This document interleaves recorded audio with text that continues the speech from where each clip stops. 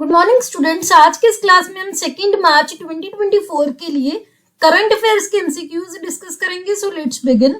The first question is the rank of India in the 12th edition of international intellectual property index is. International intellectual property index के 12th addition 12वें addition में भारत का क्या rank है? तो ये जो है ऐसे क्वेश्चंस, रैंकिंग्स हो गए, इंडिसेस हो गए, कमिटीज हो गई, बहुत कॉमनली पूछी जाती हैं। तो option A is 35, option B is 42, option C is 29 and option D is 55। यहाँ पर आप देख सकते हैं इंटरनेशनल इंटेलेक्चुअल प्रॉपर्टी इंडेक्स जो है ये कौन रिलीज करता है? US chamber of commerce. तो हर इंडेक्स आपको ये पता होना चाहिए कि रिलीज कौन करता है, इसका एम क्या है, इस इंडेक्स का क्या एम है?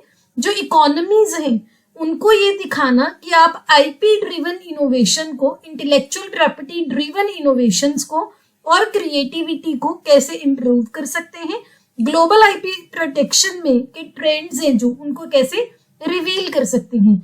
इंडिया का रैंक है 42 और टोटल कंट्रीज इसमें रैंक की जाती है 55।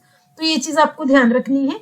सबसे फर्स्ट रैंक किसका है? यूएसए का, यूनाइटेड स्टेट्स का। इसके अलावा कुछ एडवांसमेंट्स हुई हैं सऊदी अरेबिया, ब्राजील, नाइजीरिया, यानी कि इन कंट्रीज ने अच्छा इंप्रूवमेंट किया है। तो ये आपको ध्यान रखना है। सारे पॉइंट्स इंपॉर्टेंट है। इंटेलेक्चुअल प्रॉपर्टी क्या होती है? फॉर एग्जाम्पल आपने कोई भी इनोवेशन की तो आप इंटेलेक्चुअल प्रॉपर्टी राइट्स के अंडर उसको प्रोटेक्ट करते हो, चाहे वो कॉपीराइट हो गया, चाहे वो ट्रेडमार्क हो गया, तो कोई भी हो सकता है। ये एक एग्जांपल्स हैं। तो ये चीज आपको ध्यान रखनी है। आंसर है option B, that is 42। Next question is the headquarters of international big cat alliance will be located in which country. International big cat alliance के हेडक्वार्टर्स जो है कौन से देश में लोकेट किए जाएंगे, कौन से देश में हेडक्वार्टर्स होगा? ऑप्शन ए है इंडिया, ऑप्शन बी है साउथ अफ्रीका, ऑप्शन सी है नामीबिया एंड ऑप्शन डी है फ्रांस। सो यहाँ पर इंटरनेशनल बिग कैट अलायंस के बारे में कुछ इंपॉर्टेंट पॉइंट्स हैं जो आपके लिए बहुत इंपॉर्टेंट है। इंटरनेशनल बिग कैट अलायंस, जिनको इन शॉर्ट आईबीए बोला जाता है, आईबीसीए, तो इसका ये क्या है? एक मल्टी कंट्री मतलब बहुत सारे कंट्रीज हैं, देश हैं, इसके मेंबर्स हैं, एजेंसीज भी हैं, उनकी कॉलिशन है जो कि 2023 में लॉन्च की गई थी। किसने लॉन्च किया था? भारत ने, इंडिया ने लॉन्च किया था। कब? जब प्रोजेक्ट टाइगर की 50th एनिवर्सरी थी। प्रोजेक्ट टाइगर जो है 1973 को लॉन्च किया गया था, इसके 50 साल हो गए थे 2023 में। उस टाइम पर इंटरनेशनल बिग कैट अलायंस जो है ये लॉन्च किया गया था भारत के द्वारा, जिसका ऑब्जेक्टिव क्या था?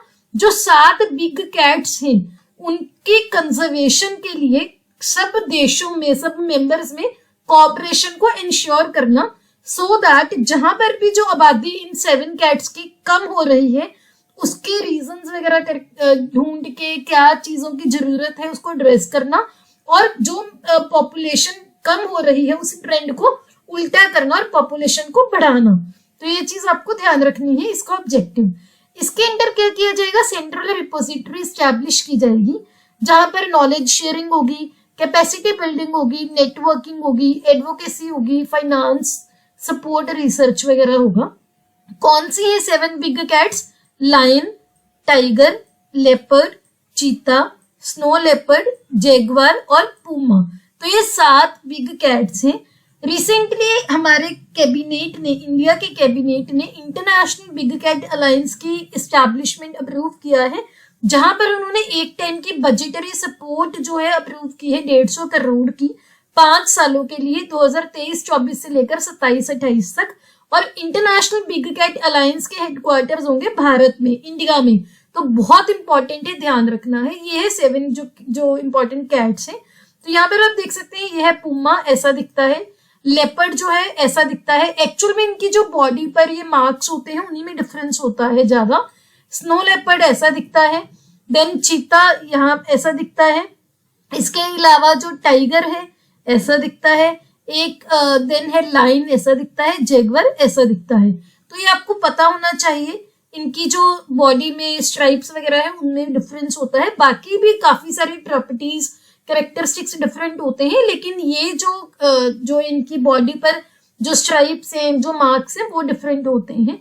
तो इसका आंसर है option A, that is IndiGo. बहुत इंपॉर्टेंट क्वेश्चन है, ध्यान रखना है। Next question is which state in India has highest population of leopard as per status of leopard in India report 2022 released by union minister for environment, forest and climate change. हाल ही में union minister for environment, forest and climate change के द्वारा status of leopards in India की report एक release की गई है 2022 की, जिसके अकॉर्डिंग इंडिया में कौन सा राज्य ऐसा है जहां पर लेपर्ड की सबसे ज्यादा आबादी है। ऑप्शन ए है मध्य प्रदेश, ऑप्शन बी है महाराष्ट्र, ऑप्शन सी है कर्नाटक एंड ऑप्शन डी है तमिलनाडु। यहाँ पर आप देख सकते हैं status of leopards in India report 2022 के कुछ इंपॉर्टेंट जो फाइंडिंग्स है।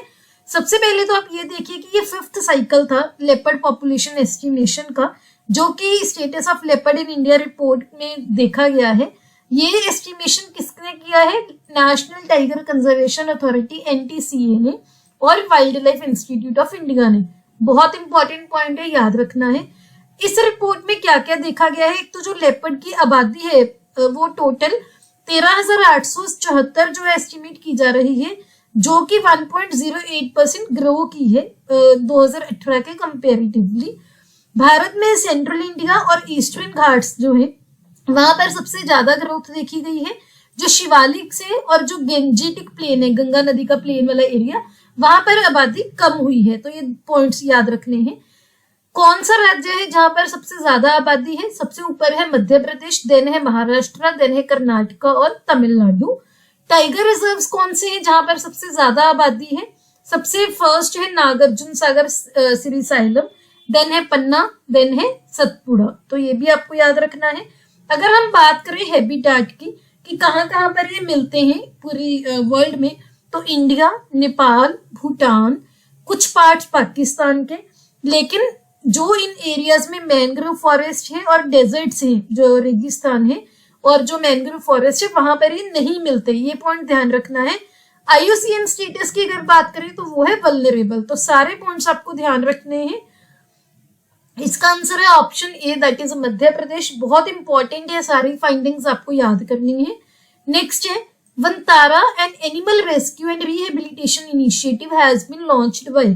एक एनिमल्स को रेस्क्यू और रिहेबिलिटेशन करने वाला इनिशिएटिव वंतारा किसने लॉन्च किया है? ऑप्शन ए है गूगल, ऑप्शन बी है इन्फोसिस, ऑप्शन सी है रिलायंस एंड ऑप्शन डी है एडामामा।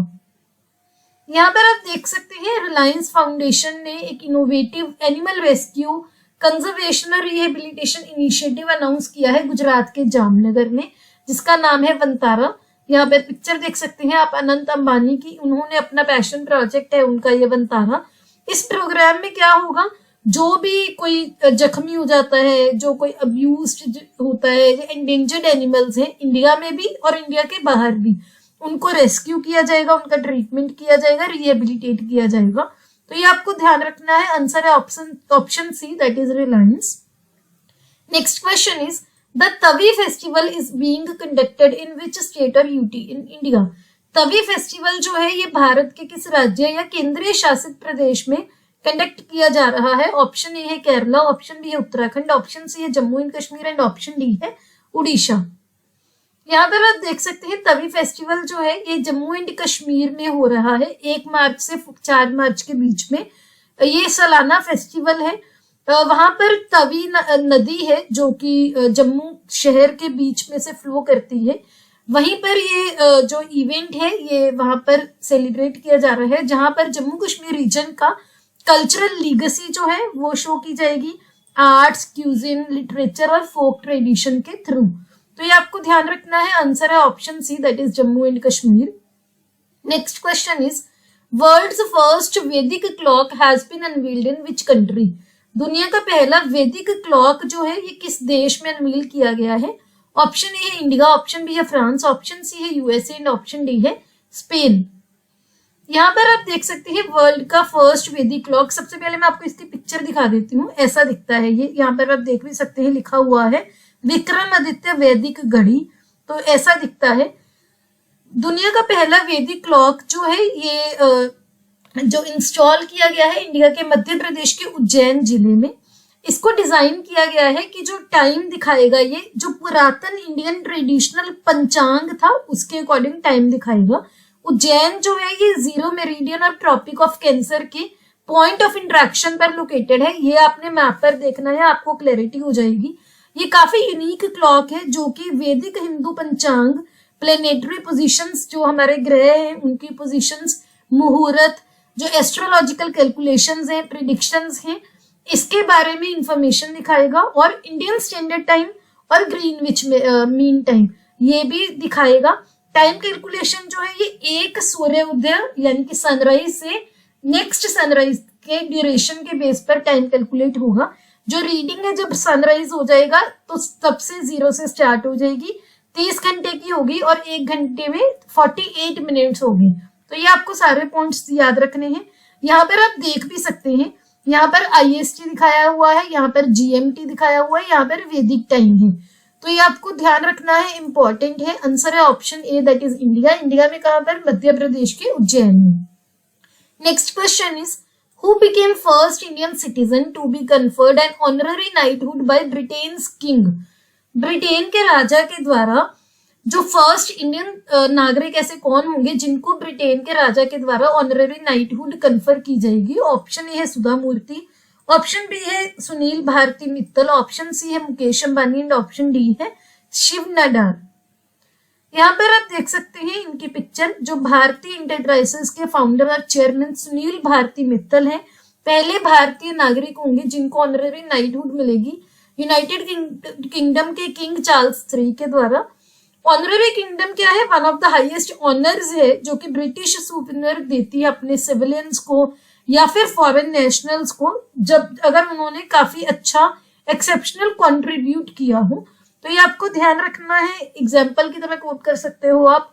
आंसर है option B, that is Sunil Bharti Mittal. Next question is project Agalega has been inaugurated by India along with which of the following country. Project Agalega या फिर अजलेजा, अब जो भी उसको प्रोनाउंस करो, इंडिया ने किस देश के साथ मिलकर इनॉग्रेट किया है? ऑप्शन ए है मालदीव्स, ऑप्शन बी है मॉरिशियस, ऑप्शन सी है सिशल्स एंड ऑप्शन डी है हवाई। यहाँ पर आप देख सकते हैं प्रोजेक्ट अगलेगा जो है हमारे honourable prime minister Narendra Modi और मॉरिशियस के प्राइम मिनिस्टर प्रवीण कुमार जगन्नाथ, इन्होंने एक साथ मिलकर इनॉग्रेट किया है। डेवलपमेंटल प्रोजेक्ट है मॉरिशियस के अगलेगा आइलैंड में। इसकी मैं लोकेशन आपको पहले दिखा देती हूँ। आप यहाँ पर देख सकते हैं, यहाँ पर इसकी लोकेशन है, यहाँ पर मॉरिशियस है, अरेबियन सी में ये आइलैंड है और इधर इसको जूम करके दिखाया गया है। इंडिया ने एयर स्ट्रिप पर जेटी अगलेगा आइलैंड में अपग्रेड की है जो कि मॉरिशियन डिपेंडेंसी के अंडर एक स्ट्रेटेजिकली लोकेटेड आइलैंड है। ये जो प्रोजेक्ट है, जो भी बेटर कनेक्टिविटी होगी मेनलैंड मॉरिशियस और अगलेगा में, उसको और ज्यादा स्ट्रेंथन करेगा, मैरीटाइम सिक्योरिटी को और ज्यादा स्ट्रेंथन करेगा, सोशियो इकोनॉमिक डेवलपमेंट को फोस्टर करेगा। प्रोजेक्ट अगलेगा जो है ये भारत ने लॉन्च किया था 2015 में। इसके लिए इंडिया ने जो मेमोरेंडम ऑफ अंडरस्टैंडिंग साइन किया था मॉरिशियस के साथ अगलेगा आइलैंड को डेवलप करने के लिए, जिसके अंडर 200 मिलियन डॉलर से भी ज्यादा प्रोजेक्ट्स जो हैं वो इंडिया फंड कर रहा है। तो इम्पोर्टेंट क्वेश्चन है, हाँ याद रखना है। आंसर है option B, that is Mauritius. ये हमारे सोशल मीडिया के यूजर नेम है, आप हमें यहाँ पर फॉलो कर सकते हैं, लिंक आपको डिस्क्रिप्शन में मिल जाएंगे। अगर आपको ये वीडियो अच्छी लगी please hit the like button, अपने दोस्तों के साथ वीडियो को शेयर कीजिए। Don't forget to subscribe to my channel. See you tomorrow at 8 o'clock। Have a nice day.